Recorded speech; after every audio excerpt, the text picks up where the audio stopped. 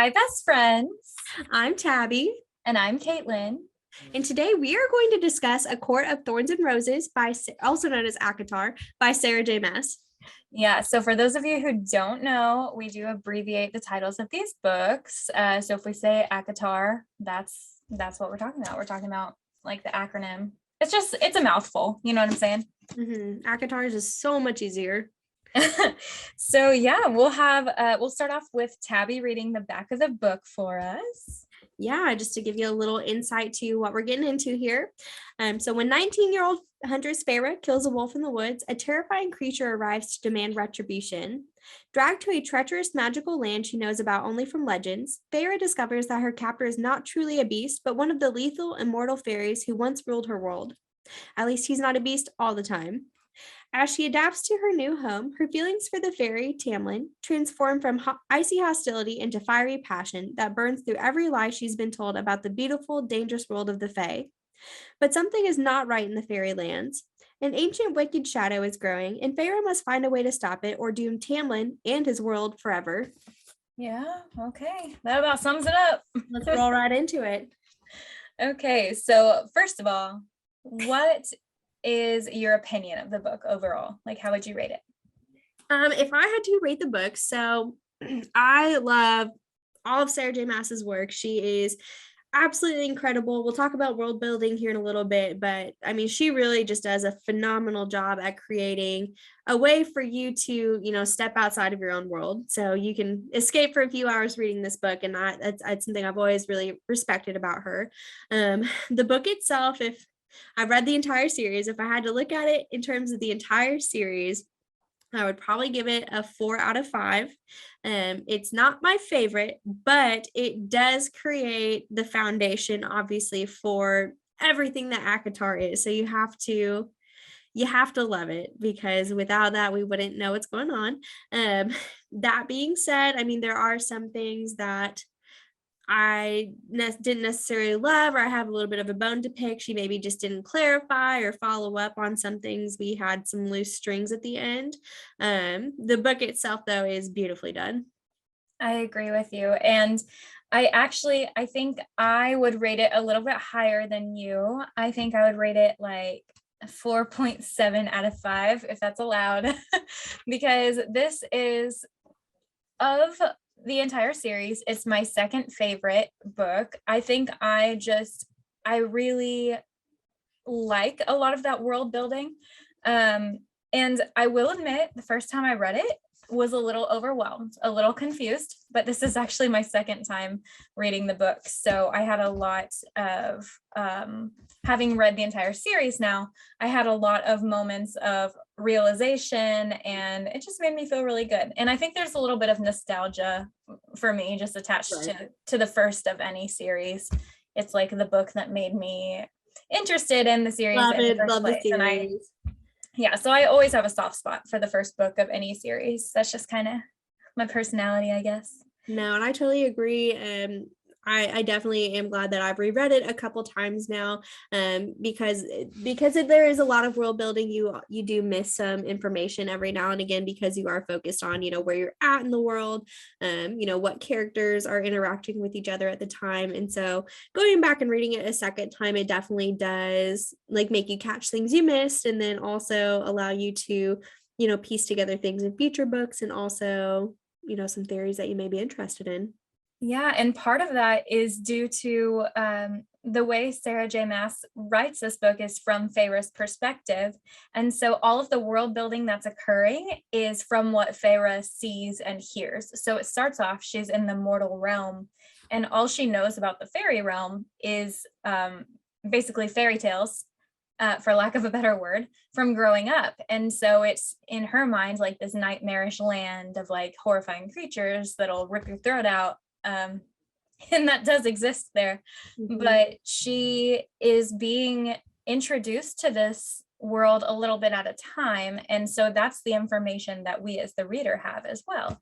So that's part of the reason why in the first read through, I think the reader's a little bit just a little bit confused, because so is Farah. Like, it's fair, that's all the knowledge you have is what she can hear and see. So, well, and something that I always forget too, reading it the first time is, you have to think about the war between the Fae and the humans that they had, 500 years prior to that, whenever they built the wall. So many things that the humans had worshipped. They worshipped the same gods as the Fae. They, had some of the same traditions. And so it's just so far removed. So many, like old tales have been told and so many stories have been passed around that they kind of lose the plot over those centuries. And so she is going into it with the mindset that everything she's been told is true. absolutely. Because I mean, what else does she have to base her opinions on except for what she has learned? So, and I honestly, that kind of speaks to humans as a Right. species. Like, wow, we're so biased and we need to be more open-minded. Thanks, Sarah J. I know that's what you were going for. So we are going to split our talk a little bit. So we're going to start off by talking about everything before Under the Mountain, and then we're going to talk about Under the Mountain. And our assumption going into this, I think it goes without saying, spoiler alert. You read this. With the entire podcast is actually spoilers. We're assuming that you have read the book at this point, that you're listening, or you're not interested in reading the book and you just want to listen to people talk about the book, which is also like, I feel It'll save you some time. Yeah, like Spark Notes, baby. So yeah, that's how we're going to kind of split our talk. And then after we've talked about both, like, we'll call it halves of the book, even though it's not exactly split in half. Then we're going to talk about some through themes. Yeah. Oh man. Okay, so let's start with world building. For those of you who are watching our visual recording on YouTube, the map of Prithian and also the continent, wow, everything is backwards, is behind me. It's my background. So I'll try to like lean out of the way so you can get a good look. If you're not listening or if you're not watching this on YouTube, you can also look to the front cover of the book that you have, hopefully, and you can find a map of Prithian there as well. Yeah, and this picture that's my background is actually from Sarah J Maas's website. So it's actually posted online as well. Perfect. Well, like I was saying earlier, Sarah J Maas is known for her amazing world building skills. Prithian itself, a lot of theories actually surrounding it say that it is supposed to be kind of modeled after the UK. I don't know how much truth that holds, but now every time I read the books, they all have different accents from the UK in there. I love that. But really, the whole first half of this book is just kind of creating, what the world of Prithian is, as well as the world outside of it. So it's split with this wall after this war that happened 500 years ago. Essentially, humans were no longer allowed to be slaves to the fairies. And so they created this divide that goes all the way across the continents throughout the sea. And they just refer to it as the wall. And so essentially, I mean, you have two completely different realms on either side. You have the human side, which has seen some shit. Like they are living in poverty for the most part. There are parts of the continent that do have cities, that do have larger civilizations. However, where Miss Farah is located here, she is in this tiny little village about 2 days away from Prithian. And so we do spend quite a bit of time there at the beginning of the book, and then eventually we do make our way into the world of Prithian, which is going to be split into different courts. You have the courts that are going to be like day court, night court, and dawn court. So those are your celestial ones. And then you have the courts that are broken into the season. So summer, winter, spring, and then autumn. We do spend all of our time in the spring court. It is perpetually spring, which is nice if you're into that. But like I said, Miss Sarah does a lot with, just creating this realm where you can really take yourself out of reality and place yourself into this whole new world. Absolutely. I mean, it cured my depression. Mm-hmm. So we will kind of go, now that we have like a good orientation to the setting of the book, we're going to talk about the background of Farah and her family. So it starts off Farah's father, when Farah's a child, he's known as the Prince of Merchants. It's basically been a family business. His father and his father before that, they basically just invest money for people and make profits. And so it turns out, though, that by the time Farah's father has inherited this business, he's actually also taken on a lot of debts. So not quite as profitable as they were pretending that the business was. And it catches up to him. He is in a lot of debt, and in an attempt to pay off his debts, he makes a really risky investment. He sends all of his wealth on this like horrible journey on some boats to some place on the continent, and like they basically told him like, hey, that's gonna sink. And he was like, well, it's gonna take too long if we go the safe way. Of course, everything sinks. He loses all of his wealth, and the creditors come and they beat the crap out of him, destroy his knee in front of his family. Poor little Farah, she's like a child watching her father being beaten to what she is afraid is going to be to death. Very traumatizing and horrible. Before this happens, Farah has already lost her mother to typhus. So I'm not sure how many years prior it was, but it was, I think she was pretty young. A few, yeah. She was very, very young. Yeah. And so her mother is on her deathbed and asks her youngest daughter, Farah, to vow to take care of their family, keep them together, and keep them safe. So a little wacky. I'm sorry, I've had a little bit of wine. A little wacky to ask your youngest child when you, first of all, you have a husband. Second of all, 2 older kids. But she's like, no, I want that one to be in charge of the fate of this family.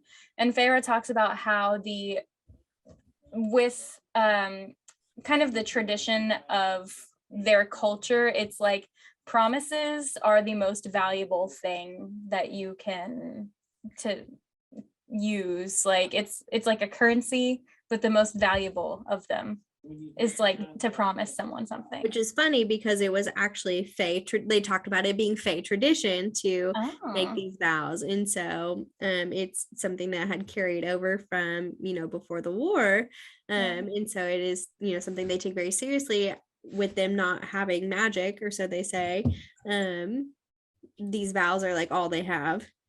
Yeah.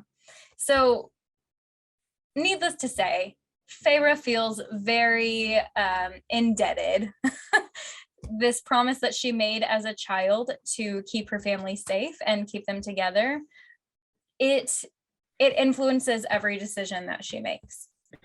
So it takes a little bit of time for their wealth to run out completely, but eventually it does run out, and they're going to starve to death if Farah doesn't go out and hunt to provide food for the family. So at like 11 years old, she spies on hunters and teaches herself to hunt.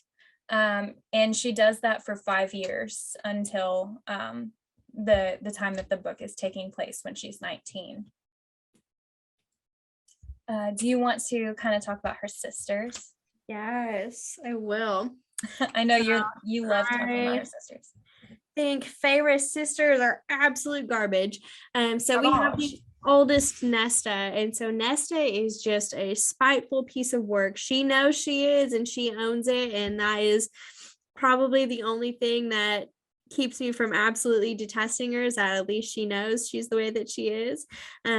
She is a creature of her mother. She was the one who was doted on. She was given the most attention. She was, essentially being groomed to be this person who could take over their empire. Then we have Elaine. So Elaine is the second, and she is your true second child. She was not really given much attention. She did everything the way she was supposed to. She was the most beautiful of the family, and so her mom fully expected her to essentially just be someone they could marry off into a rich family, get a lot of money from it. It's a good business partnership for them. Farah's sisters are lazy. They are rude. They do not want to help. They're, upset with the situation that they have been forced into. They went from extreme wealth to extreme poverty. They do not like the fact that they are surrounded by, essentially these poor villagers. They're also shunned from the villagers because of who they were prior. With Elaine, I mean, my biggest bone to pick with her is that she is a gardener. She loves taking care of her plants. She loves, growing things. However, the one thing she decided not to grow in this time of poverty were, produce. Potatoes, vegetables, anything. She had the opportunity to help her family out, but like Farah said, she just truly believes it just never crossed her mind. It's not something that Elaine thought about. It's not something Elaine thought she should take responsibility for. And so Elaine's probably my least favorite of both of the sisters, simply because she doesn't take responsibility for anything and just kind of relies on Farah to provide for her. Her dad doesn't really tell her any different, and so no one corrects her. With Nesta, she does it just because she's mad at her situation. She's doing it on purpose, and she swears by that. So I mean, at least she knows her truth. But yeah, so the book starts off with Farah. She's in the woods hunting again, so her family can literally survive. They're a bunch of ingrates, but she takes care of them because of her promise to her mother. And so she's hunting, and there's a deer. So she's like, sweet, that's dinner for like a couple weeks. But then this giant wolf comes, and she's like, good Lord, that's a big old wolf. Has to be a fairy. And she's like, yeah, that's probably a fairy. Because again, they live pretty close to the wall. And so she, yeah. She does kill so the wolf kills the deer. And so she goes ahead and kills the wolf, and she like looks in its eyes. She can tell like it's got an intelligence there that's like clearly not a real wolf. So she knows it's a fairy deep down, but she kills it anyway. She's like, screw you. Like, because really sat well with me, considering she immediately went on to skin it. She did. Yeah. So, and I will come back to something else about this scene later in our discussion, but yeah, she kills the wolf by shooting its eye. Like, that's the kill shot. And then she just skins it and takes its pelt, because she's like, well, I can't carry the deer and the wolf, so I'm gonna just skin this guy who I'm positive is a fairy. But I mean, again, she's living in poverty. Like, I understand she needs the money, she needs the food. It's not like she's necessarily doing any of this for pleasure. Like some crazed murderer. Yeah, like she even says later she doesn't like hunting. But yeah, she definitely felt no remorse for it.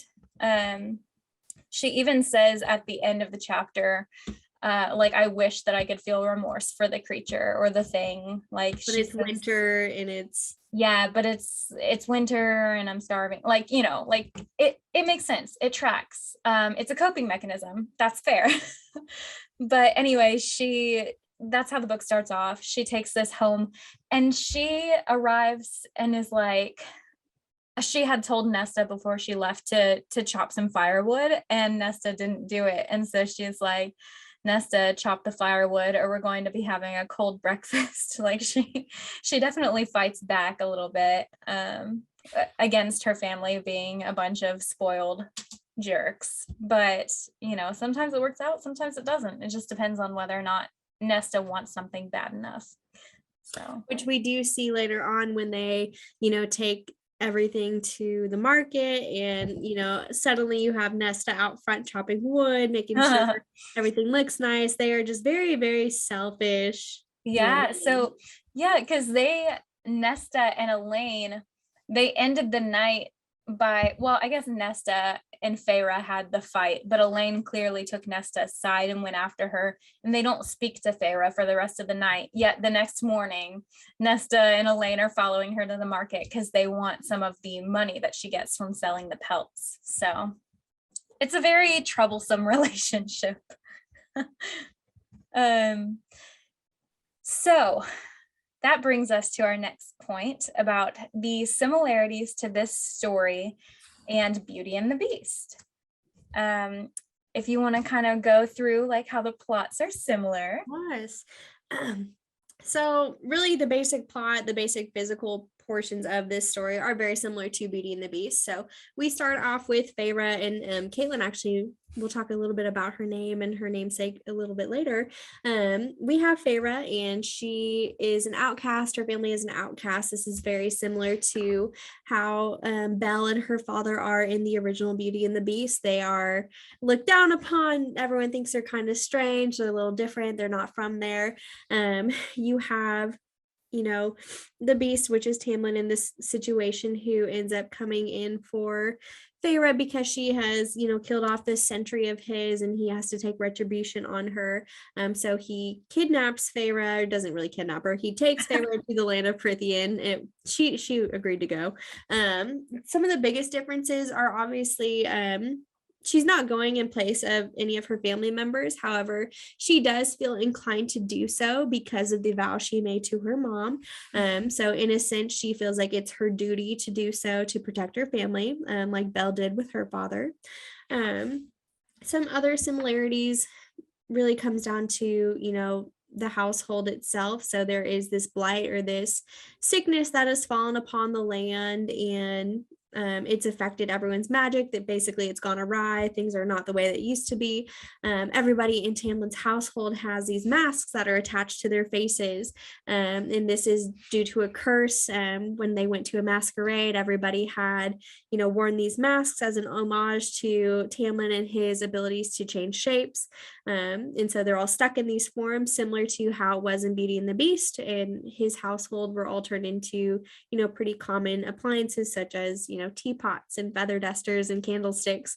And so they've been disfigured in a way that, changes who they were to begin with, and, almost kind of gives them a point of shame, essentially.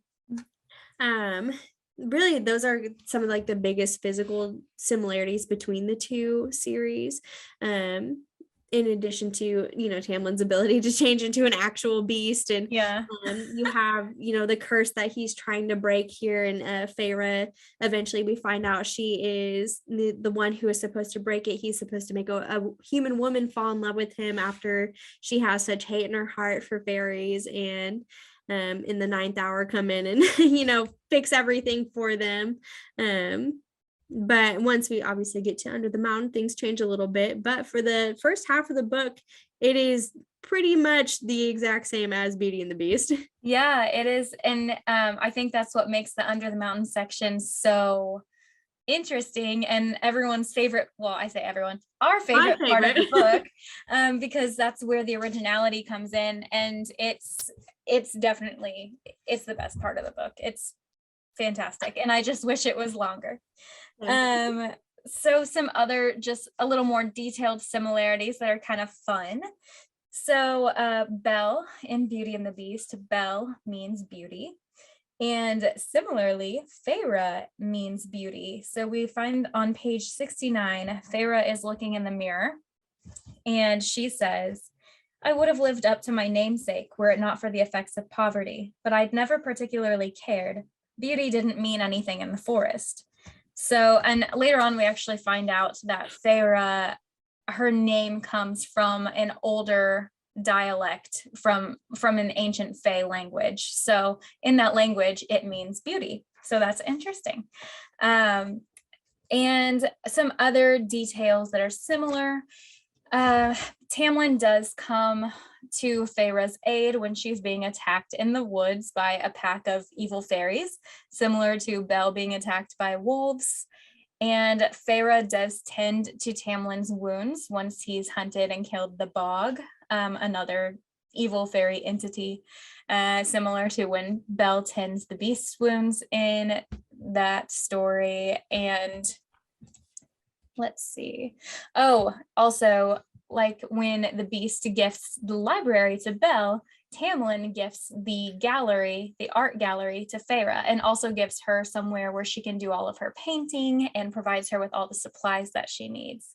So it's got some similar vibes for sure. And just the same way like their relationship develops as well, when you have those critical points in the story where, you know, he does save her, where she does start caring for him. It is mirrored in the ACOTAR series, the same way Farah and Tamlin's relationship develops. absolutely. And I think that's what makes this book so, like I was saying, with every book in the first of its series, or that is the first of its series, there's a bit of nostalgia that comes with it. But this one in particular has the nostalgia of being based loosely on like a childhood fairy tale. So I think that plays in its favor for me. It makes me really, really like it because it feels familiar and it feels like you know what's going to happen. But then she kind of just turns it around on you at the end and she's like, actually, I have something more exciting. Well, and I think that's the cool thing about every book in this series, and we'll obviously talk about them a little more in depth too over the next few weeks. The second book is very much the same. She talks about the story of like Hades and Persephone personified. And so she really does a cool way of, you know, starting off the story with, like you said, something we're very familiar with, but then twisting it to make it her own into something brand new and exciting so that we're wanting to read that next book. Yeah, she's a very skilled author. Absolutely. So, you know, introducing some more of the characters before we go under the mountain, we do have two of our main mans, that's Tamlin and Lucian. Tamlin is what? I said squad. Squad. Tamlin is our main male character in this series. He is the beast to the beauty. He is the High Lord of the Spring Court. Really, Tamlin comes from a pretty terrible family background. He is the youngest son of the Spring Court. His family was brutally slaughtered by one of the other High Lords in the area, and so he is kind of forced into this role as High Lord of the Spring Court. Not necessarily the best fit for it, but he does his best. He tries to do his best. Yeah. He is, you know, the one who we stand a man who tries his best. We stand a man who does the bare minimum. He is the one who brings Farah into the world of Prithian. He is a little prickly to begin with. So you do see their relationship kind of evolve into something different. He turns into this very caring and very, you know, a big motivator for Farah, really. He wants to make sure that she feels comfortable and that she feels safe. It's something that she's never really had before in her life. And so he really just does become kind of a bright spot for her in this story before we get to Under the Mountain. Yeah, and it truly, like, it works. Like, it worked on me. It made me love Tamlin. Made me fall for him. Yeah, I too was like, yes, it's our husband, Tamlin. But we'll talk about later. There are some things still that he's lacking. Some red flags, to say the least. There are some red flags, and there are things that you're willing to overlook at first in this first novel because of the book being written from Farah's perspective. What you are also kind of falling in love. Yeah, I mean, yeah, absolutely. But I did write down a couple of things that make you fall in love with Tamlin. So I'm just going to kind of, you know, just talk about some of those things. So, first of all, this is before Farah and Tamlin are romantic with each other, but he does take Farah to swim in a pool of starlight, which is, to her, I mean, it's the most beautiful thing she's ever seen. And like, apparently the liquid is liquefied starlight, obviously kind of hard to imagine, but it's something very beautiful that he shares with her, and it makes her feel really valued that he would take her there because he mentions it was his favorite place to go as a child. He also, so Farah, when her family lost all of their wealth, she was very young and she hadn't quite learned how to read and write at this point. She could read very basic words, but she did not have the education that her older siblings had. So she is basically illiterate. And so she is going through books in his study, writing down a list of words that she doesn't know how to pronounce. And she becomes frustrated and crumples up the list and throws it away. But Tamlin finds it and writes poems for Farah.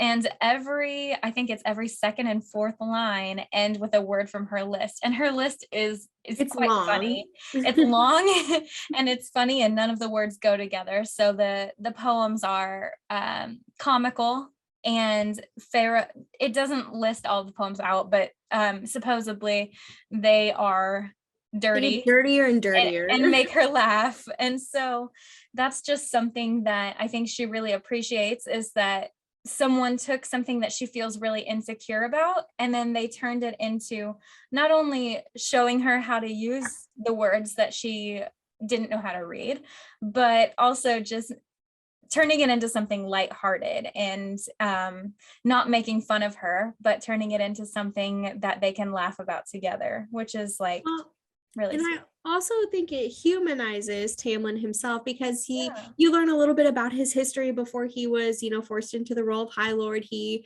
was in his father's war band, and a way to pass time was for him to write these limericks. And he also learned to play the lute, and a man of culture. He was just someone who seemed very easygoing. And, while he was very strict with his regiments, in terms of, taking care of his father's army essentially, and he also had a way to like kind of relax and have that downtime too, which you don't really see until he takes her out to the forest, to that glen. He just seems like this really, uptight dude who doesn't really know how to have fun. And so to see that other side of him, I think kind of made Farah realize too that he's not all bad. Absolutely. And there are a couple other really thoughtful things that he does. Whenever she mentions painting and how much it means to her, he immediately finds a way to get her supplies and a space to paint. He has the entire art gallery cleaned because it had been closed off since no one was interested in it. So when Farah arrives, Tamlin has glamored her to where she can't see a lot of the fairies around her. She can only see like the people that they deemed necessary for her to interact with. And also he's glamored some of the appearances of things as to not overwhelm her, because Tamlin knew when she arrived, she would be scared. And so this is just kind of a way to like ease her into it. But there is a scene when Tamlin removes the glamour for her so she can see and hear everything. And at that point, she can hear like the willow tree is singing a lullaby, so she falls asleep. And as she's falling asleep and drifting off, he tells her, "You're exactly how I dreamed you'd be," which is like sweet. Like, who doesn't want to hear that? Tugs at the heartstrings a little. And then also just the summer solstice situation. They like spend the whole night, like he's playing his fiddle and Farah's dancing, like they're just having a blast basically. And then they spend the night out together, just dancing. And it's really romantic, and basically just it makes you feel like, yeah, like Tamlin's the one for her. Absolutely. However, don't forget the red flags. While I did love Tamlin, I do think he was problematic at best. To begin with, when he did come to get Farah, I immediately compared her to her sisters. Thought she was this feral child who there's no way she could have been the one to take out his sentry. Was like hoping and praying that it was Elaine or Nesta that he got to take home with him. No, it was Farah. And eventually he does come to love her. He does come to realize, she's pretty awesome. She is more than her sisters could ever be. However, he was definitely thinking more from the man's perspective of this. In addition to that, Lucian does say multiple times how he has fits of rage, how he maybe is very, one-track minded when it comes to the way things should be done. They do mention, and we see it too. Like we see that a him lot. just destroying shit when he gets mad. Like, he is wildly jealous of Lucian, and he hates the relationship that he develops with Farah because he can't get his shit together. He doesn't know how to act around women. He can't help but, offend her every time she's in the room with him. And so also seeing that, and the way that he can be very selfish, the way that he can be very angry, he's prone to anger, is a big red flag for me. He does get over it eventually in the first half of this book, but the way he acted to begin with was concerning for sure.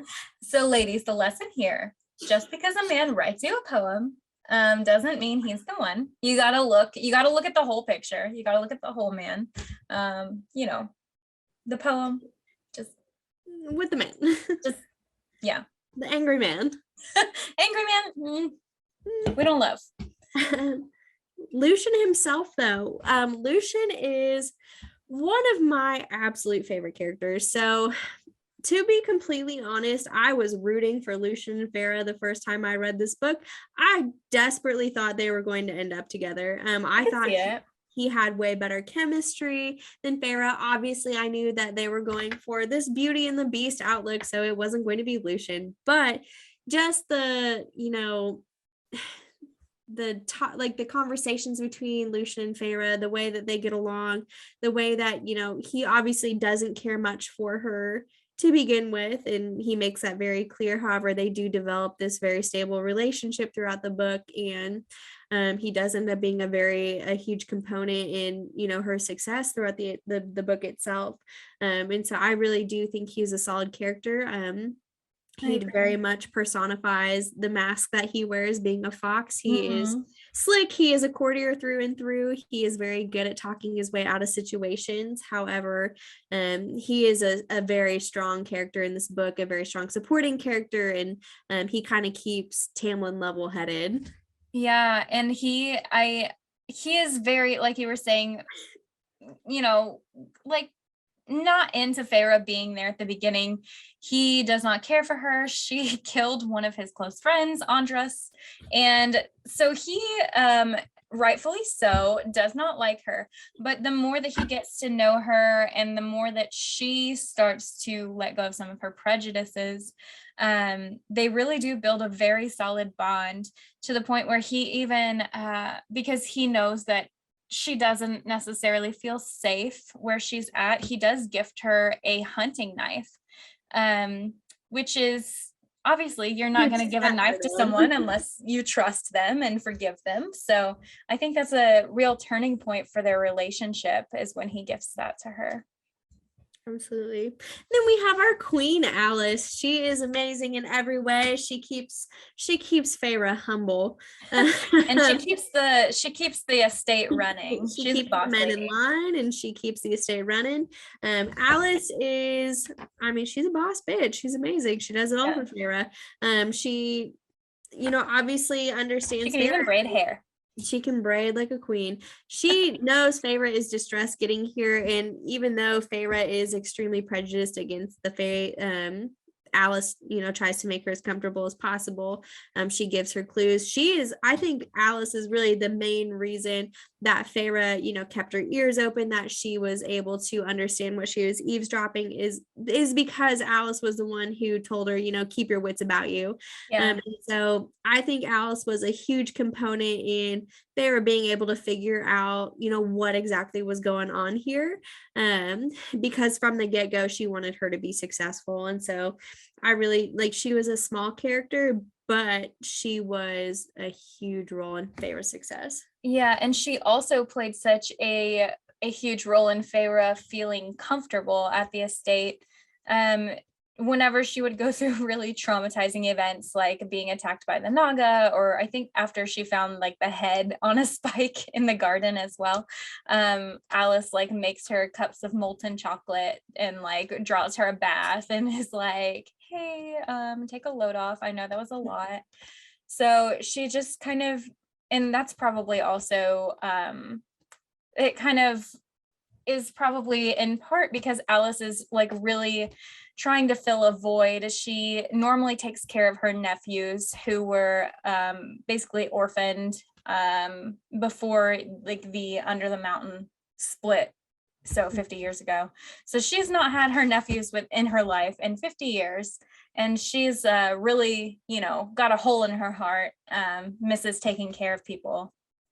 So Well, and honestly, and you know, one of the pitfalls of Tamlin is that he doesn't really like to see change, and I do think Lucian and Alice are huge proponents for, you know, fighting back or taking a stand, and so I really do think both of them together were encouraging Farah to be stronger, to be mentally stronger and physically stronger, so that she could, you know, prepare herself for this. Whereas Tamlin, yeah, I mean, someone has really, to. he wanted to take the easy way out. He wanted to take the comfortable way where he made Farah fall in love with him, where, you know, it was happily ever after, they beat the curse, whatever. Whereas with Lucian and Alice, they knew very much so that that may not be an option for them necessarily, and so they were taking their own precautions. And I just think they're two very interesting, like I said, supporting characters who had a lot going on behind the scenes that played a big role.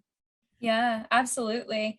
And it's interesting how big of a role they do play when they're not in very much of the book itself. So like, I really do like that about her writing, how she makes a lot of the supporting characters very important, similar to, and we won't talk about them until Under the Mountain, but like Nuala and Saradwin, like again, smaller characters, but they play such an important role behind the scenes in the actual, like, I guess not necessarily the storyline itself, but in how the courts work, you know, like the inner workings of the courts. Correct. Yeah. So while Farah is in the spring court, she has a lot of fun adventures, one of which is capturing the Surreal. So the Surreal is this really old creature that's not like a part of any court. It's been there since before Prithian itself. Yeah, since before Prithian has been formed. So the Surreal, the legend goes that if like you capture one, then they have to tell you anything you want to know. And so she asks Lucian, you know, if I was to try and go out and capture a Surreal, like how would I do that? You know? And so he actually gives her the advice on what to do and says, I'll be out like in the woods. If I hear you scream, like I'll come help you. So Farah does it. She captures the Surreal, which is supposedly hard. And she's just like, no one's ever done it before. Yeah, she's like Elle Woods, like getting into Harvard. She's like, what? Like it's hard? So she's asking the Surreal, like, if there's a way out of her predicament. She wants to be able to go home. And the Surreal's like, no, but just stay with the High Lord and everything's fine. And she's like, wait, but like, who's the High Lord? And he's like, oh, it's Tamlin. Like, you didn't know that? Oh, silly goose. Oh, T. So yeah, Farah, she completely had no idea that Tamlin was High Lord of the Spring Court. Maybe she suspected because she knew that he was extremely powerful, but she is getting the scoop from the Surreal when all of a sudden he's like, hey, there's actually something terrifying coming here to like capture me and eat you. So we're gonna have to end this meeting a little short. So Farah, as these horrifying creatures called the Naga arrive, she actually fires her arrow. The first arrow she fires is to release the Surreal because she is starting to sympathize with the Fae creatures at this point in the novel. So she actually saves the Surreal before she saves herself. So Farah is being attacked by these horrifying creatures called the Naga, and she kills a couple of them on her own because honestly, she's a bad bitch, and you know she's pretty good at fighting things off. As much as she doesn't like hunting. Yeah, she doesn't like hunting, but she is scrappy. She does know how to fight. So she does scream because Lucian said he would come to her rescue. Unfortunately, he hesitates because he's this is before he gives her the knife. I think maybe he felt a little bit shifty, bad. Like yeah, so Tamlin luckily was out hunting the Naga anyway and heard Farah scream and is like, oh shit. So Tamlin comes to her rescue and gets rid of the other ones that she didn't kill on her own. She's pretty shaken up by it. She came pretty close to death. I'm not gonna lie. So Tamlin is like, basically tells her like, don't go out. If I'm like out hunting things, don't go out in the woods. Like, I didn't think I had to tell you that, but I apparently I did. And then Lucian, like I said, he ends up feeling guilty, and As he should.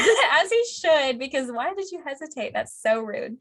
So he gives her the hunting knife as sort of an apology and like a way of saying, I trust you. And he actually, when he gives it to her, he's like, don't bury it in my back, because he knows he's been a little bit of a Farah's like, jerk. watch your every breath, my guy. Yeah. But I think that is a moment of understanding between Farah and Lucian. Like, okay, we're cool. We're pals. A very pivotal role in their relationship for sure. And I think it does. I mean, you'll see it a lot more under the mountain, obviously. And just the way that the two interact, the way that they do have each other's backs. Yeah, definitely. Callan Mai. Callan Mai is one of my absolute favorite parts of this book. It is just such an interesting couple chapters in this book, not only for the development of the relationship between Farah and Tamlin, but also we're introduced to a new character. So Callan Mai is called Fire Night. It is a time of the year where all of the Fae get together. You have the High Lords who, perform this rite where essentially they find a maiden and they help recharge the magic for the year. They have a giant orgy. Essentially, Sarah J was trying to be polite when she said it, but they have a massive orgy all across Britain, and it creates it like renews the magic for the year, basically, like that keeps their courts in eternal spring and what have you. Whatever. Farah is told for absolutely no reason, do you need to be out tonight? Lock your door, stay inside, like do not leave. But honestly, they should have told her why, because she's like, you told me no, so I'm gonna do it. Like, I want to go to an awesome party, because it did look like an awesome party. So she wanders out, she makes it down to the giant bonfires of Callan Mai, immediately gets grabbed, immediately snatched by three fairies. And she is saved by Tall, Dark, and Handsome, the most, as she quotes, the most beautiful man she has ever seen in her life. Immediately that tells me a lot of things. Immediately I'm intrigued. I was right off the rip like, absolutely, who are we talking about? Because never has she described him as the most beautiful man alive. No, absolutely not. Who is this? He's clearly dangerous. Like the three fairies who snatched her, they were terrified of this guy. He is making moves left and right. He is asking her, where are you going? Who are you with? May I escort you somewhere? Can he take you somewhere? Unfortunately, we don't learn a whole lot more about him. That's fine, because we got the best morsel on earth in this book. She is eventually saved by Lucian. She's taken back to the house where she is told once again, do not open your door for whatever reason. But you know what Farah doesn't do? She doesn't stay in her room. No, she needs herself a little midnight snack. Which fair. Makes her way down to the kitchens, targeted immediately by Tamlin. Tamlin's got those hormones raging, raging hormones. They have, a pretty spicy encounter in terms of a young adult novel. A hot encounter in the kitchen. And I think, again, that is a huge pivotal point physically between Tamlin and Farah, because he makes it very, very clear, like, I am into you. If you had been out amongst Tamlin's like, I'm DTF. You would have been the maiden. And he searched for her everywhere. He could smell her, which is wild. Gross. Looking for her everywhere, had to essentially sleep with some other chick, and she was like, I don't want your sloppy seconds. That pisses him off to no end. And I think, as we talked about, he has an anger problem. Some lines are drawn in the sand that night, and they are now super into each other, regardless of her saying the most beautiful man alive, but that's neither here nor there. Yeah. And she is just wildly into Tamlin after this point. Yeah, she and it's interesting to and Sarah J Maas does elaborate on this in later novels, but to think of that scene when in the previous scene, well, not the previous scene, but in a scene previous to this, Tamlin mentions that he knew she stole a knife from the dinner table at one point because he could smell the fear on her. So I'm imagining what else can he smell? He's smelling a lot of things at this point in time. And you know that he can, well, because one, Sarah J elaborates later on in other novels that yes, indeed, they can smell that. But also when they're at the breakfast table at one point, Lucian's like, hey guys, I'm trying to eat and you're being disgusting. This is because they're making eyes at each other. So a lot of emotions being thrown around in this breakfast table. Oh Lord. Anyway, that is, like you're saying, great couple chapters, like very entertaining. Palamai is a pivotal part of the book where we really see their relationship taken to the next level. We know they are interested in each other, and there's no going back. Yeah, and from there on out, they do continue to bond in lots of ways, but I'd say the next most notable way that the relationship develops is at the summer solstice celebration. So there's like a big party, and this time Farah is invited. In fact, they like ask her to come and wear this really pretty dress, and she's like, sure, like I want to go to your party. So she arrives and she's about to drink the wine there, and Lucian's like, hey girl, actually that shit's laced, like don't. He's like, basically, you'll be tripping if you drink that, and I recommend that you don't do it. And she was like well, more. Yeah, like I honestly, like, hey, her life has been miserable up to this point. Like, why shouldn't she like do some drugs and party? You know what I'm saying? So she drinks it anyway, because obviously, so she's having the time of her life. And Tamlin, who plays the fiddle, he's up there just playing the fiddle with the band. He's having the time of his life. Farah's dancing, and it's all around good vibes. And after the party, Tamlin's like, I don't want this night to end. So he takes her to like a secluded spot, which is what you should never do. Never go to a second location, ladies. Never, especially when you're drugged. God. Anyway, luckily Tamlin is not trying to murder Farah. Otherwise, I think he would have done it a long time ago. And so he takes her to a meadow where there's like these fun little fairy light creatures. I think they're called like, anyway, they're these little like firefly like creatures, but fairy versions. So they're really pretty, and they're out there and they're just dancing and falling in love, vibing, you know, the vibes. So that's another like really big moment for them. They kiss for the first time, their first real kiss. Yeah, I think at this point he had bitten her neck, snapped on her neck.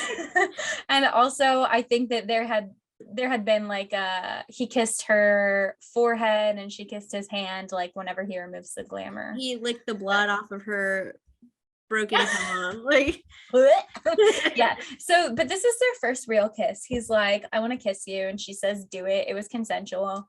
We stand a consensual really kiss. Cute, like super cute moment. It was a cute moment and very important in the development of their relationship. So nothing goes farther though. They don't go any farther than that. They do stay out till the wee hours of morning, making out, enjoying the festivities of summer solstice. Farah comes down from her high eventually. We wake up and immediately have breakfast, hungover breakfast. Who doesn't love it? Some Taco Bell. And Lucian can smell their horniness, and he's uncomfy. Yeah. That is when shit hits the fan, folks. We immediately meet Tall, Dark, and Handsome again. And if you guys don't know, I stan a morally gray tall, dark-haired character every We time. both It does do. not I mean, matter. I think it's like a personality flaw for both of us, but yeah, we are very interested in the men that we shouldn't be, like fictional men. In real life, Yeah, not in real not life. so Like I much. would never, I might, I don't know. I don't know. Fuck I around and might. find out. I don't know. It's fine. Neither here nor there. However, we meet Tall, Dark, and Handsome again. They're having a nice breakfast, and all of a sudden, they're like, "Get behind this curtain immediately. We're gonna protect you." Which is like, I'm in for the danger. love of God, like say nothing, stand behind this curtain, and pretend you don't exist. Tall, Dark, and Dissociate. Handsome comes in. Who is it? His name's Rhysand. He is the High Lord of the Night Court. Of course he is. Of course he is. Yeah. Like, who else would he be? He had Yeah. stars like trailing behind him. Yeah, he's literally like emitting Hey. a cloud of darkness. Like Amazing. We love him. he's beautiful. Except he's a total dick. Yeah. Really? Like the worst. He's the worst. He takes hold of Farah's consciousness. He proves that he is just an absolute trash person. He in starts the first 5 minutes. gossiping from her own like brain. He's like, Farah wants you to bite Like, her check boobs, this shit Tamlin. out. God, Rhysand, your such a little problematic narc. favorite. Yeah. Tamlin hates his guts. Hates his Mhm. freaking guts. They obviously have beef. We're Yeah, not they sure do. what it is, but they've got some deep rooted beef. Yeah, He they do. starts digging around in Thayr's head and he's like, "Who are you?" So she lies because you don't give out your name. Absolutely She says, not. "My That's name rule is one. Claire Better."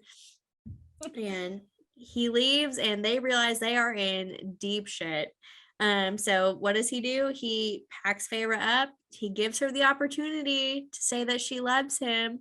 She does. She just doesn't say it back. I don't know why she wouldn't. They do also sleep together.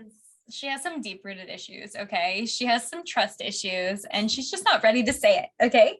We finally see some steamy action between Farah and Tamlin. Unfortunately, it is not as long as I hoped it would be. Again, this was a young adult novel by Miss Sarah J. So we can ask for a ton. Is it fair to say though that after It's this not one, it's no longer considered young?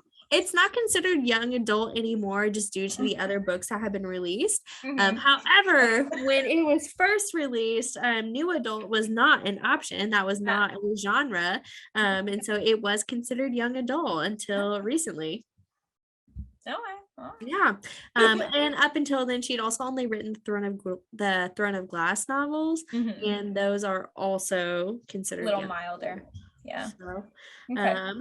we do see a little spicy action though between Farah and Tamlin. Yeah. He sends her away immediately. After He's like, with her. hit it and quit it. Like, yeah, you got to go back home now. Tells her that he loves her, and she's just like, "Cool." Yeah. And goes She's like, I home. know. Like Just I can absolutely ruins it all for them. Like sentences them to an absolute life in hell. Yeah. Doesn't know that though. Makes it back home. She reunites with her sisters. Mhm. My least favorite part of the book. Yeah, and I do get the point though. It serves as, showing that Tamlin cares about her enough to put her well-being above his courts, even though, like, come on, man, like just give her a few more days, she would have said it. But he was really He was out of time though. Like he was out of time. Yeah, like I think it was 3 days that passed, or it was a little bit of time actually. Yeah, something, I don't know. He was running low. He was running the clock down, but he was very concerned after Rhysand visited, and rightfully so, because he was working with shattered minds. Yeah, and we find out about Amarantha. So yeah, so Farah is back home. Tamlin has given her family wealth again, and he has healed her father. So she is seeing everything that Tamlin has done for her family while she was with him. She is so grateful because it frees her from that vow that she had made to her dying mother as like a 9-year-old. She's like, oh, finally, my life's work is complete. Everything I've been destined to do at the age of 9 years old. At the ripe age of 19, I finally saved my family. My life's mission. Yeah, so Tamlin has really taken care of her family for her, which really shows how much he did care.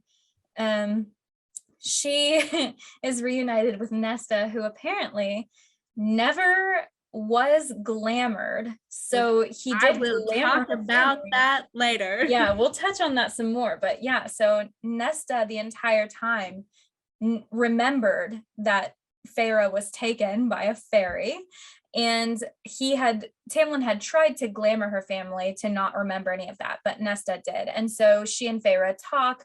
Farah tells her everything because, she's not glamored, so what is there to hide at this point?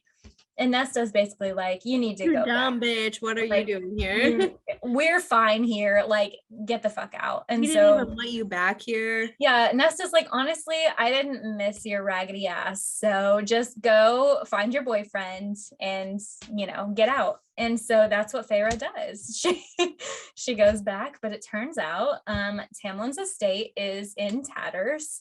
Everything has been ransacked, and Farah's like, oh no. Luckily Alice is there. And she's like, hey girl, I can tell you exactly where they are, but you won't like it. And you shouldn't go there. And Farah's like, well, I have to because I'm in love. And Alice is like, okay, it's your funeral, but I'll take you. And then also she was like, hey, have you figured it out yet? This whole reason why we're doing this. Yeah, dumb girl. Like, no, I know I haven't. So Alice has to take the time and be like, we are cursed, sis. Like, we are cursed. And you had the one opportunity to tell this man that you loved him, and you did, and then you didn't say it. Yeah. Leaves Farah feeling pretty bad. I think she feels pretty guilty. So Alice knows that though. That's why she helps her. Yeah. And also, like, Alice is like, I'm willing to take you there, but that's like as far as I'll go. Like, I'll drop you off at the cave entrance, but I have to go find my nephews because shit's about to pop off. And so Farah takes off on her own into the cave. And Alice actually, she warns her, do not drink the wine. It's nothing like the wine you had on summer. Don't make bargains. Do not make For the bargains. love of God. And what's the other thing she says? I don't know, but Farah does it anyway. Like, I can't remember. All of those things, like, pretty much immediately. She breaks every warning that Alice tells her. And also, Alice tells her, there is another part of this curse that, like, we literally cannot tell you because it's, it's part of the curse, but you need to listen and pay attention because there's something that you don't know, but we can't. We have told you before. Yeah. Like, so she's like, you've heard this, but you need to listen. Find it. So essentially, the first half of the book, like up until we get to, Farah going back home, which again, I understand. I understand why we had to have that part of the book, to have that reconciliation with Nesta, for her to understand, why Farah did what she did. I think it's also important to know that, Nesta was not affected by Tamlin's glamour. I do think that's going to play a role later. Still my least favorite part of the book. It is a lot of nonsense. Planning this wedding, and you see Elaine, useless Elaine. Yeah. And up until she goes planning back, a ball, you mean? You said wedding. Oh, yep. Sorry, I meant a ball. My bad. I knew what you meant. Planning this whole ball in honor of Farah, then she doesn't even attend. Yeah, she's like, okay, I am actually gonna go if you don't mind. A very slow part of the book, and it does give them time for Reese to come back and basically sack the mansion and kidnap everybody. Just that he did that. But it's okay, I support him. Slow part of the book. And then once we get to Under the Mountain, it's a whole different story, and you really lose that Beauty and the Beast narrative. Farah kind of takes over on her own. You get to see her character. That's when her character really, really does start to develop. And so, switching over now, we're going to talk about, what all has happened under the mountain when she enters the mountain. Okay, so she arrives. immediately gets kidnapped by the Ator, who's this horrifying like fairy that is like the Like right hand man. velociraptor, Yeah. pterodactyl creature. You know, you all have seen Alien. That's what I imagine the Ator looks like. I imagined a pterodactyl. I don't know why. Oh, yeah, because it does have wings. That's fair. So yeah, it takes her to Amarantha immediately, and Amarantha's like, wait, who are you? Because we thought we killed you already. Because when she gave Reese the name of Claire Better, you may remember from the beginning of the story. Yeah, they went and snatched her, murdered her entire family, and made it look like fire. Their house caught on fire. And so everyone in the village thought that that's how they all died. But no, they tortured and killed her, thinking that it was Tamlin's lover. And that kind of leaves us to talk about another red flag of Tamlin's, is that he's not like, this ain't the girl. No, I've never seen this woman before in my life. Yeah, this poor girl is literally begging for mercy. She's like, I have no idea who this man is. And they're like, clearly she must be lying. And Tamlin's like, no, yep, that's her. Go ahead. Like, oh, shucks, you got me. Let's just leave it at that. But yeah, Farah's like, oh my God, like that's my fault. So she obviously feels spiraling horrible. As if she didn't already have enough going on. And Amarantha's like, listen, I'll make you a deal. And immediately she breaks one of Alice's warnings. So yeah, Amarantha makes a deal. If she completes 3 trials, that the curse will be lifted. But if she solves this riddle at any time, the curse will be lifted immediately. And Farah's like, yeah, that sounds good. And so, and you know, blinded by love, Farah is like, I would do anything for this man who has not even acknowledged her existence. He doesn't even look at her. Which I know he was doing it to protect her. However, what a cold-hearted bitch. Yeah, he is protecting her physical well-being, but he's protecting himself. Yeah, like he's more concerned with his his utter heartbreak if she gets ripped to shreds in front of him, which I get, but like at the same time, he's like, yeah, best of luck on these trials, buddy. Hope you win. I'd love to take this mask off. So Farah agrees, and her trials are like once a month, I think, like on every full moon. Yeah, every full moon, that's what it is. So the first trial, she arrives and there is a pit of foul mud, and it's like a maze, and they're like, hey, we're just gonna shove you in there. And turns out there's actually like a giant worm trying to eat her. Tabby and I've talked about this. I am not sure why we picture the Alaskan bullworm from SpongeBob. Oh yeah, 100%. Makes it fun. Picture that next time you're reading. Before the Alaskan bullworm, though, before we have the Midgard worm, there was like the whole ordeal where she was like trying to figure out Farah's name too. Oh yeah. Which I think is a really crucial part of the story as well.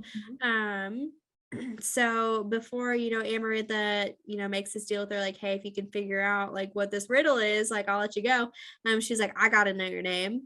Yeah, I've got to know your name. And Farah's like, absolutely not. I'm not telling you my name, ma'am. And so obsessed. She's like, all right, fine, I'll kill Lucian then. And so has Reese like get inside Lucian's head and is like, yeah, scramble his brains. And she's like, nope, not doing that. Tells her name. Immediately, Amarantha's like, oh, interesting. Like, your name is from the old Fae language. And that may not matter now, but I do think it does later. We'll talk about that here in a second.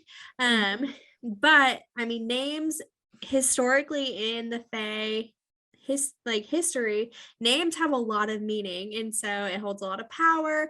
And so that was just kind of like a power play from Amarantha, and it also establishes this bond with Lucian and Farah because Mhm. she essentially saves his life, keeps him from having his mind shattered. And so that does play a role as well later on. And so, yeah, you can go back to the Men and Gun Worm, but I did think that was a really important part of the book. No, you're right. That is because so Farah is running for her life through this mud maze from this Alaskan bullworm.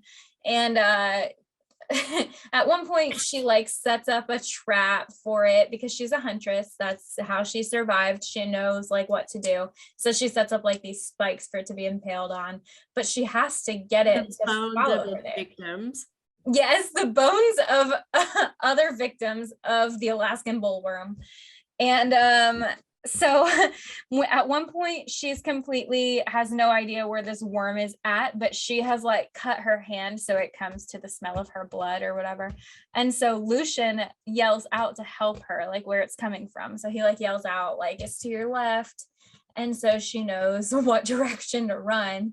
But yeah, she ends up defeating that trial by getting the worm to like impale itself, but she does really break her arm like real bad. But what's important too is that like she used her freaking smarts in that too. Not only did she create like this bone pit, but she learned how to mask herself from the True. like the scent, like her own scent from the worm. And Yeah, so because that it's was a big blind. part too, because all the Fae were like, what the heck is this girl doing? And Reese is like, she has made herself invisible. And so we do Yeah. get like a commentator type role from Reese throughout the trials itself. But Lucian does come in clutch. Yes, and also it's worth noting that a bunch of people were betting on Wagering. how long she would last, and Reese bets in Farah's favor that she's Only going to person. defeat the worm, the only person. Not even Tamlin. Well, I don't think Tamlin placed a bet, to be fair. But if he did, he wouldn't have voted for her. No, because you know what? It's fine. He wouldn't. It's fine. You're right. He wouldn't. Anyway, so that's all important information. We move on to Farah Broken in her arm. dungeon cell. Yeah, bone is protruding. It's infected because the mud was also like covered in excrement from the worm and God knows what else decomposed in there. So she is horribly injured and ill. So Reese arrives. He just appears out of the shadows into her cell, and he's problematic. Like, you know what? Yeah, he is, but why do I love him? I love him. So he's like, you know what? I can heal that for you. All it's gonna take is just a couple weeks of your time every month for the rest of your life. That's it. Nothing like, nothing, no big deal. And Farah's like, no, like absolutely not. I'd rather die. She quite literally is like, yeah, I'd rather die. And he's like, okay, but just so you know, like you are dying. And like when I leave, my offer is not going to stand anymore. So she actually bargains her way down, and they end up settling on 1 week a month. She is going to live with him at the night court for the rest of her life. And so she even is kind of like, wow, he thinks that I'm going to survive this. Like, he's thinking that there's a rest of my life for me to go like live in his which court. Was wild to her because she's like, I don't think I'm gonna live past tonight. Yeah, like she is very concerned for her well-being. Which she's been in this dungeon for days with just like this festering wound. Yeah, she's like on her deathbed at this point when he comes, and so that's pretty strategic on his point, like because he let her wait it out a little bit. She did, I think she was holding out for Lucian to come save her, which he did. Oh, we forgot to say that. So whenever she was originally thrown into the cell after she made this bargain with Amarantha, they like shattered her face. Yeah, they broke her nose. Lucian saved her face. He healed everything. He didn't have to do that, but he did because she helped him out. Yeah. Again, just kind of solidifying that bond that she and Lucian had made. However, where's Tamlin? We're not sure. He had to send Lucian to come help just her. Hiding. And so now we have Lucian and Rhysand, who have both helped her out, and still no sign of Tamlin. Coward. She's created this bond with Rhysand, because where he's from, once you make a vow to each other, it's solidified with a tattoo basically. And so her whole left arm is now covered in this like fingertip to elbow tattoo. Yeah, and it's got a big eye on her palm. Yes. And lots of like swirling intricate designs throughout. It's very night court. It is like delicate but also very barbaric looking, and not something that she wants everyone to know. Obviously Rhysand is like, I would love everyone to know that. And especially Tamlin, because he loves to get under Tamlin's skin, but of course Farah's like, he's the last person I want to know, right? So Rhys saves Farah's life. And then we can move into trial 2. So trial 2 starts, obviously we are doing this every full moon.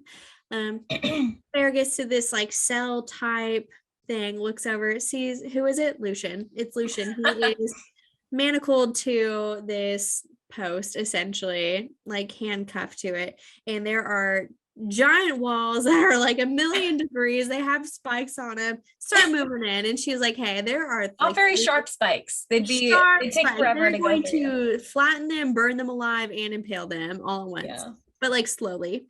There are like 3 levers. Like, are they levers? Are they? I can't remember. Yeah, they're levers. 3 levers for her to choose from. She just has to be able to read which one's correct. What can Farah not do? She can't read. What up? My name's Jared. I'm 19. I never learned how to fucking read. Oh my god. He's 19. Yeah, so is Sarah. She's also 19. She can't read either. That's a big issue. Sarah and Jared. And so, Lucian is panicking. My man is like, we are not making out because Farah can't read. And so, she is looking at all of these, like betting on her options. She's like, you know what? Number 2, there's 2 of us, me and Tamlin, choosing it.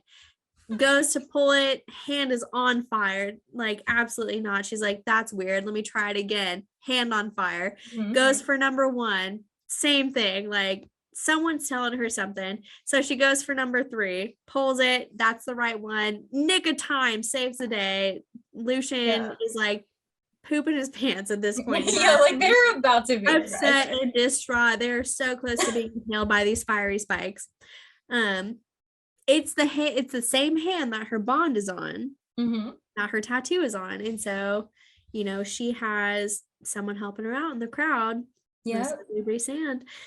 She is a freaking mess. And is like, bitch, you can't read. And she is a mess. And so you have Rhysand in the back of her head, like, you know what? You can't cry. You got to stand up straight. You got to look proud. And so it's basically like coaching her through how to get through this interaction with Amarantha, gets back to her cell, absolutely has a meltdown, full on breakdown, like thought that it was the end for her. And now Lucian, she does not know how she survived this. She is like broken. And so, go on to the next couple of nights. They kind of leave her to deal with whatever she's dealing with. They're like, she's crying a lot. She's crying a lot. Give it some time. She did not think she's getting out of this. So we start introducing Nuala and Caradwyn. These 2 wraiths just appear in her cell one night. She's distraught, still crying. And they're like, hey, Queenie, like, we are going to a party. And she's like, you know what? You gotta look your best. So stop. I'd really rather not. They pull her out of the cell. They get her dressed in essentially cobwebs, like and paint. Absolutely nothing. Paint her entire body, and they're like, "Yep, you're attending this party with Rhys." And so Rhys has made it so this paint, like if anyone touches her, like it is disfigured. You can tell it's magical. And so she basically has to act as Rhysand's like human plaything while they're at these parties. Like he keeps her strapped to his hip, like provides her with this fairy wine. She blacks out. She dances for him. It is embarrassing. Yeah, she's pretty mortified when she realizes what's happening. Lucian kind of fills in the gaps for her. And he's like, why would you make a deal with him? And Farah's like, hey, bestie, I was Where dying. were you at? Yeah, and it turns out Lucian had been punished for helping her during the first trial. So Tamlin had to give him like 20 lashes or something. But anyway, like he was in rough shape. Like he couldn't move himself. And so he could not come to her aid. And so that's why she was forced to make during a deal. that time, we forgot to mention Amarantha has her doing like house chores. Oh yeah. Like she is doing like menial labor. Yeah. She's also like given her tasks that she's clearly going to fail. Like she tells her to clean the floor, but it's with dirty water. With dirty water. And so Lucian's mom comes in clutch and is like, you saved my son. I'm gonna help you out. And so she's in good with the Lady of the Autumn Court. Yeah. There's a lot of relationship building in this. And Under the Mountain is where most of it takes place. But yeah, a lot of bonds are being formed. Rhys before he, you know, starts making her dance for him and stuff under like during these parties while she's drugged on fairy wine. They have her go in and like clean this fireplace that has like lentils in it. Turns out it's Rhys room. He's like, why the heck are you in here? They form, I think, a really strong bond at that point in time because he kind of confides in her, you know, a little bit history about himself, that he is also able to like change shapes and that he is very powerful and that he has essentially been, you know, Amarantha's like sex slave for 50 years. Yeah. He is like Amarantha's whore is what they call him. And so I think that also establishes some rapport between her and Rhys. As much as she doesn't like him, she at least, you know, starts to pity him a little bit. And I think that is, you know, why obviously he dresses her up every night. He makes a statement of her so that he is like protecting her in his own way. So that no one else is really like fucking with her while she's under the mat. It's not right. We can forgive the red flags when it's recent. It's not right.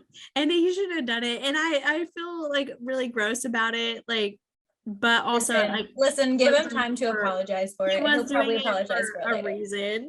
But essentially he has her do this like every fucking night for like a month.